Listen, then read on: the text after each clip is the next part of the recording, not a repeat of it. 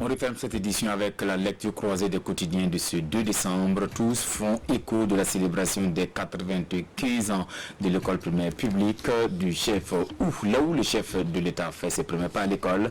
Également à la une des journaux, l'inauguration du barrage de Samandeni. Revue de presse signée Amadou Marcelto. Barrage de Samandeni, le président du Faso ouvre les vannes, titre le journal de tous les Burkinabés citoyens. Ainsi, le barrage est officiellement ouvert et c'est avec fierté que nous inaugurons ce barrage qui a fait l'objet depuis son identification de réflexion et d'engagement pour sa réalisation, estime Rochmar Christian Kabouri dans les colonnes de ce journal.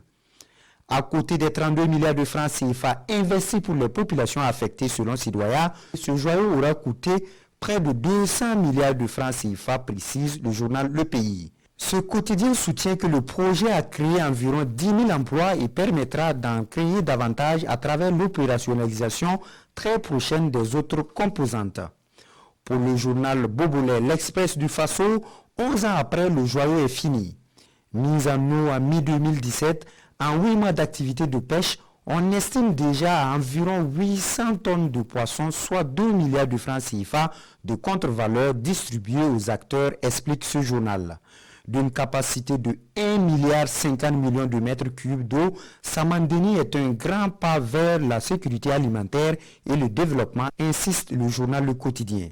Aussi, pour ce journal, c'est un ambitieux projet structurant de plusieurs années du gouvernement burkinabé qui vient de se concrétiser.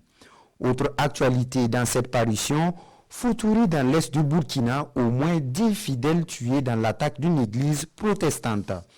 Pour l'observateur Palga, l'église a été attaquée ce dimanche 1er décembre pendant la messe par des individus non identifiés. À la une de ce journal, mort 13 soldats français quand un général se fâche. Le journal se fait écho de la collision de 2 hélicoptères, Cougar et Tigre. 13 nouveaux morts, 13 de trop, qui irritent le général François Lecointe, le chef d'état-major général des armées françaises, est vraiment fâché. Tougan, l'école des présidents célèbre ses 95 ans, affiche Sidoya.